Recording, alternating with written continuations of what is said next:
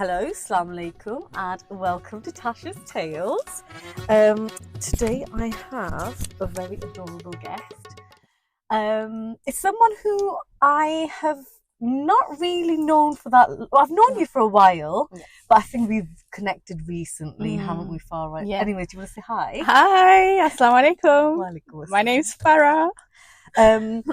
I would say we've recently connected when we went out for our not so silent reading club. The reading club where no reading took place, but okay. Instead, we bonded Yes, for we a did. couple of hours. I think it was much needed, wasn't it? Yeah, we cleansed our soul by having some tears and some very vulnerable and open conversations. Yeah. And it made me like love you a little bit more, actually. And I was like, oh, I need to get to know Farah more. And here we are in the back of alleys of Cheetham Hill.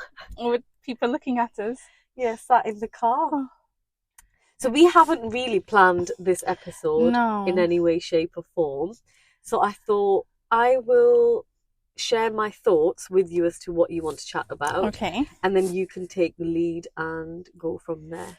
Okay. Does that sound okay? Yeah, it sounds like usually I prepare for things. And so you plenty of notice. But the fact that I don't know what we're actually going to talk about. I mean, I have given you indications of what we can talk about, but right? you know, it's difficult to think, actually. Yeah.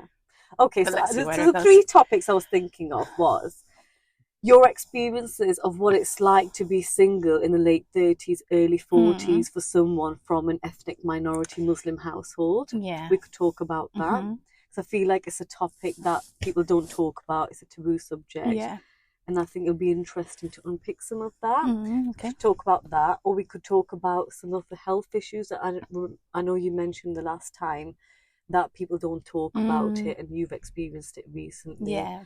Or we could talk a little bit about Islam, your journey into Islam. Okay. What do you think is the one that you feel the most comfortable talking about right now? Because I don't want to. All three, really. I mean, I don't mind any of them because that's why I agreed. And I know initially you had said talking about sort of being single and ethnic and at this age. Yeah. And I think that's probably it puts me in a really vulnerable position at the moment. And I think that when I agreed to do this, that was what I had said, that I'm not going to always hide away. But it was my birthday this week. So I turned another year older on Eid. My birthday was on Wednesday. Farah, happy birthday! Thank you. Happy birthday to you. Happy birthday to you. So I don't actually celebrate birthdays from an Islamic perspective. Yeah. But in the past few years, and that was fine, but in the past few years, it's really sort of been a sore time. And it is because you're getting older. Yeah. And you're not married, and the expectation is, well, you should be married by now.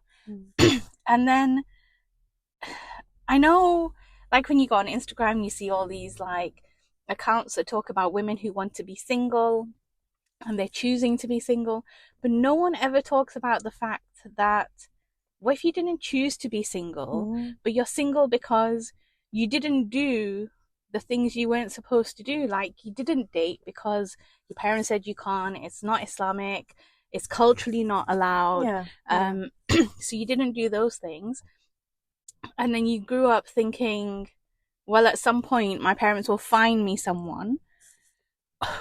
But then you changed, and the thing that changed was I became more practicing at university, and my parents come from a family that at that time wasn't that practicing, so anyone that they had brought to me didn't Islamically align with me. Yeah. Which is really important as a basis of a relationship, isn't it? Yes. And at that time, I didn't understand that, to be honest. I had just thought, oh, well, it's going to be a bit weird. Then I started wearing hijab. Then the kind of guys that I would be introduced to would be the ones who'd say, oh, well, yeah, but after marriage, you'll take off your hijab. Really? And that's the culture that I was part of. And I think there's been a shift. Definitely since like 9/11, people have looked into Islam more.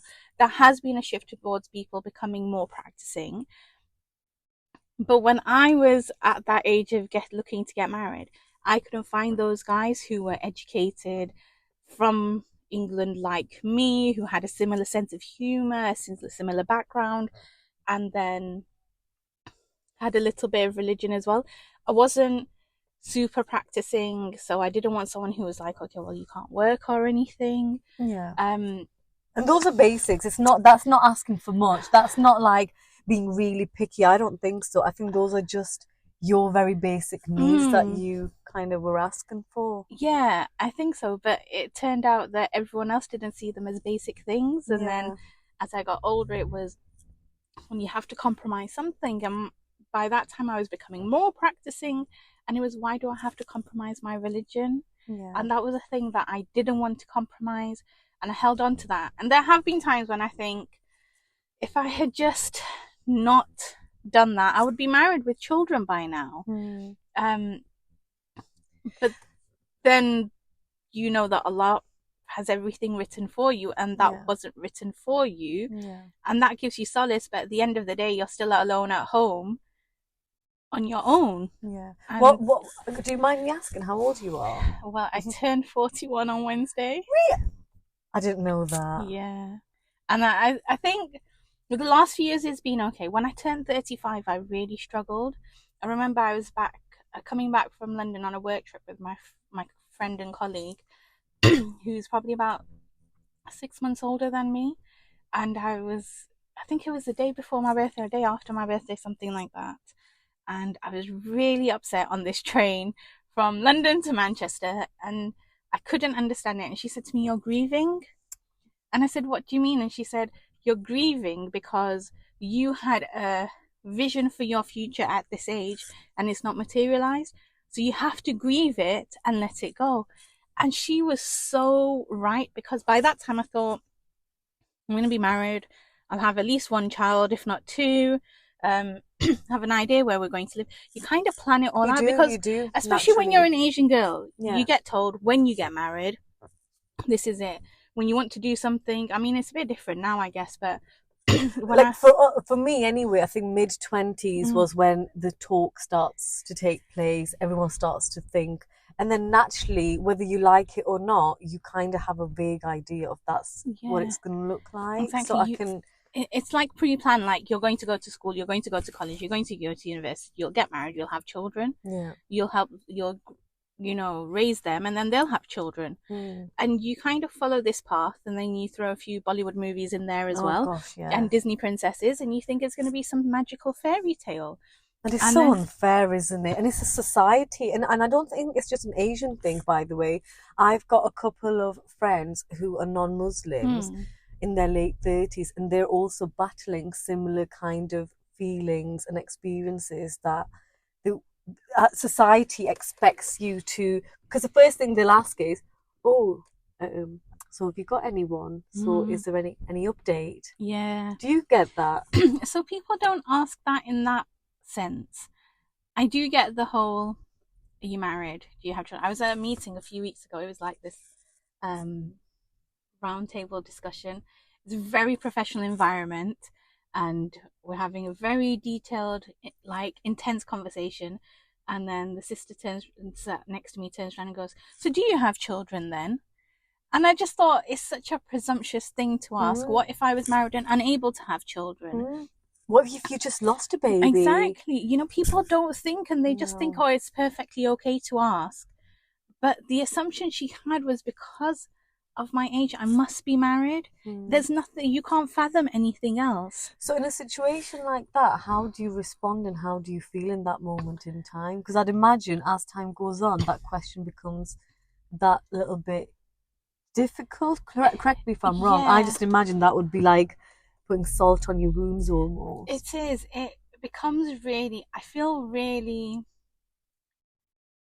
I said this to a friend of ours the other day, I feel really embarrassed by it. Really? Because you have achieved so much, but until you have achieved marriage and children, you've achieved nothing.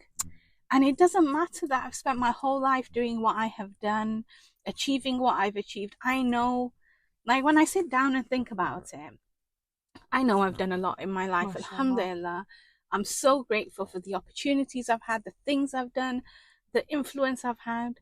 But it means nothing at the end of the day, because you don't have that one tick on your thing. And I think it goes for women who are married without children as well.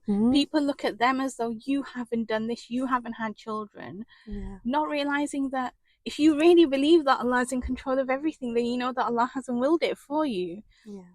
And I know there was that Umar Suleiman series this Ramadan, and there's one episode that talks about the spouse, the love. If you don't get the love in this life, but that it's risk, and that it's written for you. And I know I was talking to my niece. She's turning 20 this year, and she was like, everyone she knows is losing it because they're like, wow, we didn't know it was risk. But the fact that another generation just assumed that marriage is a given, they're losing their mind over what Sheikh Umar said, because they're like, well, so what do you mean we don't necessarily have to get married, in the sense that we might not get married? They haven't fathomed that, because we've still brought up another generation to believe that it's written without any doubt. I actually think the future generation have it worse, if I'm honest. I think the influence of social media and technology puts that additional pressure of these really unhealthy, really toxic relationships, in terms of materialism, in terms of consumerism, in terms of having this really lavish wedding, honeymoon, etc. Elements that perhaps we didn't necessarily think about. But going back, I wanted to ask you, the expectation where you said that you've achieved so much, but there's always that thing outstanding. Is that an expectation that you feel like you've set up for yourself, or is that an expectation that you feel society's put on you? I think it's both. I think it's put upon me by myself because of society. It's like, I live at home with my parents, okay? So if I ever say to a non-Asian person I live at home with my parents, they're like, well, that's a bit weird. And they don't understand the cultural dynamic that at this age you're living alone. Now, I've lived away, I've lived abroad, I've lived away from home, from Manchester for years, but I've chosen to come back because my parents are getting older. But also society's put that on me as well, because I live at home, but sometimes my parents treat me as though I'm still a child. Yeah, that's not. I've had experiences that maybe my people that they know who are married haven't had. Like, I've run my own house, I've paid my own bills, I've done all of that. But because I'm not married, they think I'm not able to make certain decisions by myself. They don't realize I'm an adult where I make lots of decisions at a high level. But for them, until you're married, you're not on the next stage of your journey. It's not about age and maturity. It's about married versus unmarried. And I think that's a society, like maybe an Asian societal thing. I would say so. I think that is more Asian. Like, you don't know as much unless you're married and you have your own children. I've helped raise my nieces, but people still tell me, well, you're not a mother, so you don't know. But I've been up at night changing their nappies, and I've helped raise them, and I've helped make decisions for them. And people don't see that, you see. They look at you from an outside kind of perspective, and they just kind of assume things and kind of make really unfair judgments. Not that they should be in the first place, but they don't know. They haven't walked in your shoes to know, actually, you have been up with your nieces. You have, like what you said to me earlier on, you've been a third parent to those children, and the influence that you've had on them, that might have changed their life without anyone knowing.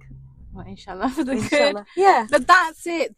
But because you've not had a child yourself, then you can't know anything about parenting, because you're not married. You don't know what it is to run a house. You don't know how it is.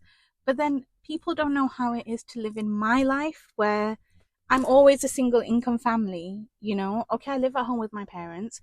But if something happened, when I became ill, if I couldn't work, who's going to look after me then? My parents are getting older. What do I do when they pass away? Like, God forbid, if something was to happen to your parents, you've got a husband and children who are going to support you. Who's going to support me? I'll be completely on my own. Up until the Silent Book Club day, I'll be honest with you, Farah, these are things that had never once occurred to me in terms of the women who are in similar situations as yourself, you know, residing with parents who are aging, and that great sense of responsibility. I've always thought, because I'm an only child, oh my goodness, it's all on me. But actually, you're right, I have got a husband and children, and yes, in some ways it will be on me, but equally I have got them. Yeah. And I always thought, well, actually, you've got your brothers and their sister-in-laws and nieces, but I'm not sure if that's quite the same. Yeah, I do. And I'm so lucky because they do so much for my parents as well. But I'm still the one there in the middle of the night. When my parents wake up in the middle of the night, I'm the one waking up with them. And you might be waking up with your children, but you know, when your child wakes up, you're in control of them. So you can put them back to sleep and you say, it's okay, don't worry. You comfort them. You can't pat your dad on the back and say, it's okay, go to sleep, I'll sing you a as a mum story. I know that's temporary. I know they'll get older and this too shall pass, but aging parents, it isn't. Opposite. It's kind of that fear, that dread. Yeah. And I mean, I am really lucky because I've got 2 brothers, I've got 2 sister-in-laws, I've got 4 nieces. I've got a cousin who lives in America, and she's an only child, and my uncle passed away many years ago, so she's on her own with my aunt. And like, when I get really down, I always think I'm still so lucky because I have siblings, and I always worry about her. And I know she gets frustrated because I don't talk to her very much, but I know she's in a similar situation and I can't have that conversation with her. Really? Because I find it too raw. Like, the way I get through things is to not talk about it. So that's why this podcast is really out of my comfort zone. And I was like, let's just get it over and done with, because I'll talk myself out of it. Yeah. But I think it's such an important conversation to have, because it looks really, like, superficially, everyone thinks single girls have the best life. They're older, so they're mature, they're earning their own money. You know, you look at social media and you're like out all the time. But you know, when I go out, when I come home to an empty house. My parents are in bed because they're elderly. I have no one to talk to. If I come home from a bad day at work, I can't tell my parents because they're not well. They have enough stress on their heads with their illnesses for me to, I can't burden them further. And many people can, and they do have those conversations with their parents, but I can't, because my parents have a lot going on themselves. Yeah. And so that stress of work that you can talk about with a spouse, I can't. And then I was thinking recently about, like, when girls have sisters, like, even just having a sister makes such a difference. I can imagine, yeah. But who do I talk to when I need some advice? There's no one readily available. No, yeah, you're 100% right. Even with friends, you know, they've all got their own lives, and yes, they might be there to support you in different pockets, you know, with different things. But actually, someone who's your constant. Yeah, it's like, if I want to go out, I have to think who will be available, and I guess it's less spontaneous than if you're married with children, because there's always a spouse to look after them. But yesterday maybe it was, I was supposed to be meeting a friend, and then she's in a similar situation. Her mum said, oh, I've invited people around, and all of a sudden that plan has changed. But when you're a husband and a wife, that will never happen, because you always make decisions together. But your parents will never say to you necessarily, oh, we're inviting people around, do you have any plans? They've invited people to their house, you have to adjust into that. Yeah. And people don't understand that, especially when your parents get older. Even other friends in similar situations, they don't understand that you can't. It's not like you're babysitting your parents, but really you don't have the flexibility. And it's always easy for other people to say, well, you have no responsibilities because you don't have children. Yeah. And I have to keep saying, well, I have my parents. And then they're thinking, well, my parents are not like that. But my parents are older maybe, or my parents are more ill than they used to be, or something has happened recently that means they need me more. And so things change, whereas people are like, unless you have a child, you don't have responsibilities. And this sounds like I'm complaining a lot. No, it's not. I think that's your reality. That's your lived experience. It's a lived experience. And you know, something you said to me that day, or to all of us friends, and it's proper stayed with me. You said something like, the only place you can cry is your bedroom. And that has honestly, because it's something so little, isn't it? Yeah. But actually, it made me think about the fact that when I go to my mum and dad's, for example, if I'm really upset, I will naturally go into my bedroom and do it because I feel like I can't really do that in front of them. Yeah, you don't want to make them feel bad. Yeah. And they also worry about the same thing. Yeah. And so you don't want to add to that, which is an extra worry on them. So you just put on a brave face.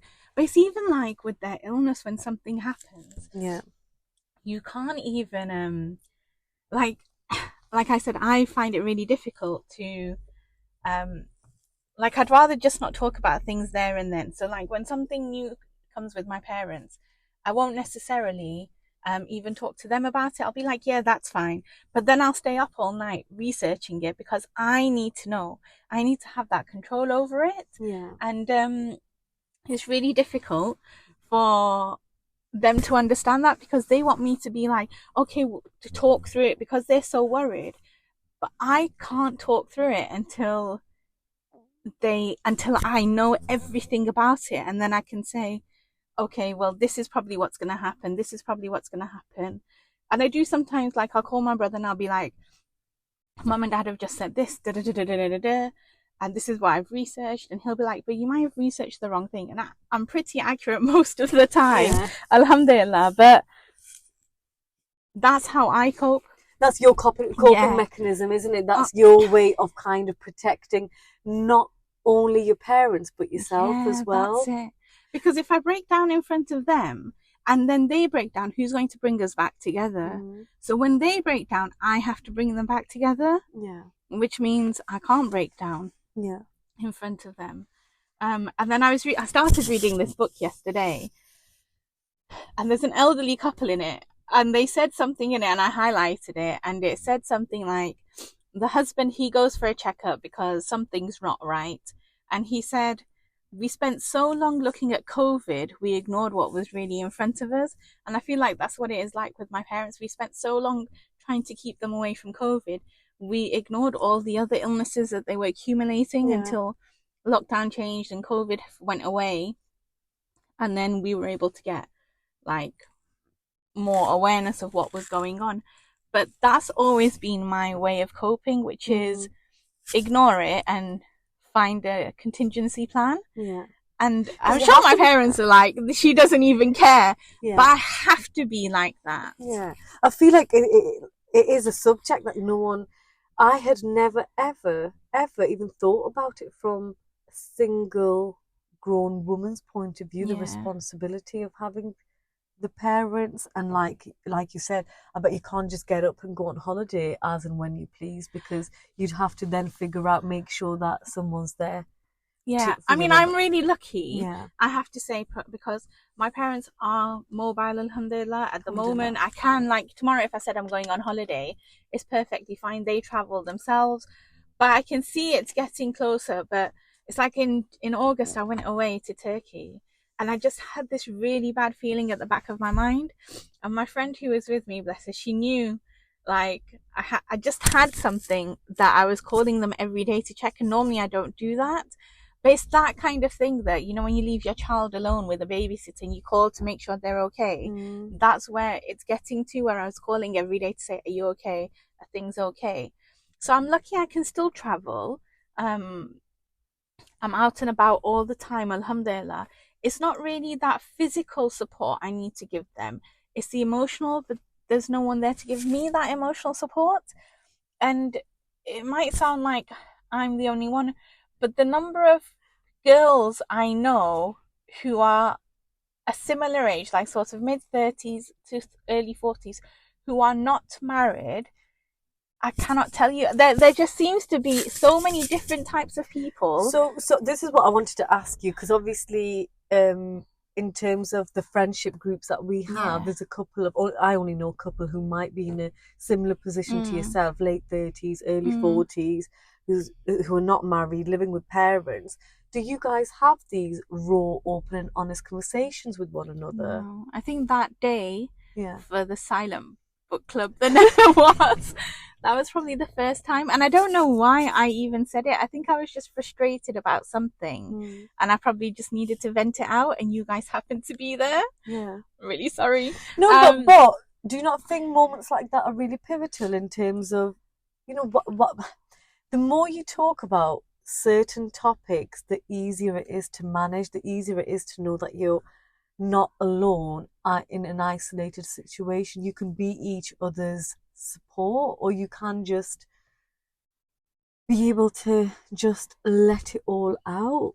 I guess, and that's really therapeutic, but it doesn't change the reality of the situation. No. Which is you still go home alone, and you go to bed alone and you wake up alone, and if you wake up in the middle of the night uncomfortable, you're still alone. And unless I come and tell you I couldn't sleep last night, or I had a really rough night, or I had a bad dream, no one knows what's really going on in your life. Yeah. I mean, I live with my parents, but they have no clue. And that's because of me. I've kept it that way because I'd rather not stress them out. And other people might not do it the same way.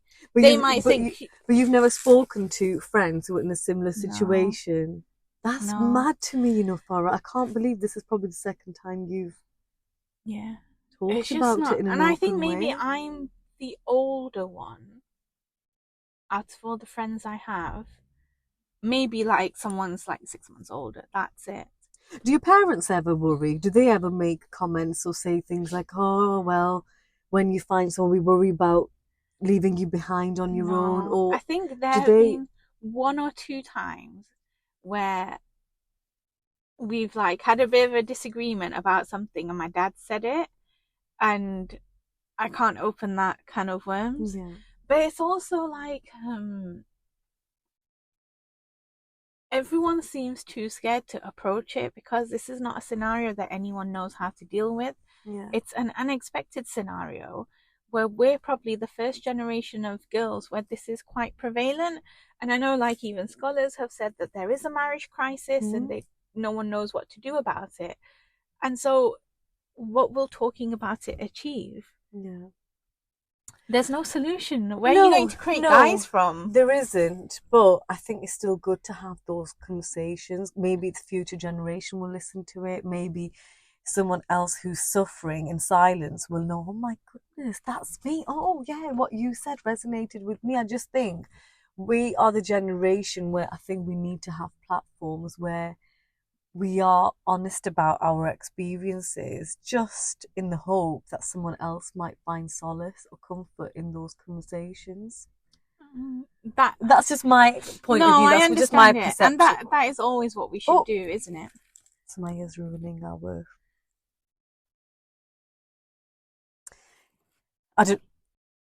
So I think for me it's good to talk and have a platform where you can have open and honest conversations for future generation, but that's just me. That's just how I agree with you, because anything you can do that can benefit somebody else, help the next generation, I'm all for it.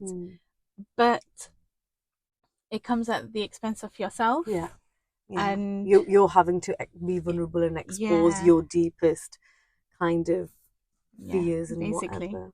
Well, thank you, Farah. I feel a little bit honoured, overwhelmed, maybe a little bit guilty that I've perhaps put you in this position. No, I wouldn't have done it if I wouldn't have want to. Yeah. But it's like you said, and it needs to be said as well. Yeah. Like if this is that contribution for the next generation, that's what it is then. Yeah. Well, we'll have to get back together to discuss the other 2 topics about health and Islam. Maybe not as long as this. Oh no, I've loved it. How was your experience?